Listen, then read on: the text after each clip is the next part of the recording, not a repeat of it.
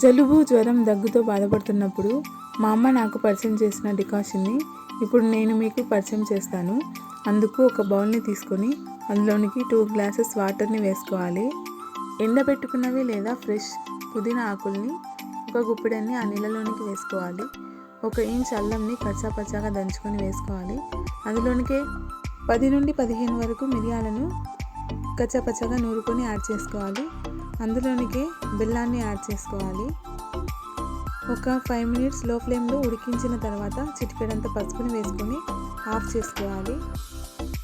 మా అమ్మ ఎప్పుడైనా పుదీనా తెస్తే వంటలోకి వాడిన తర్వాత మిగిలినది ఇలా ఎండబెట్టి స్టోర్ చేసి పెడుతుంది.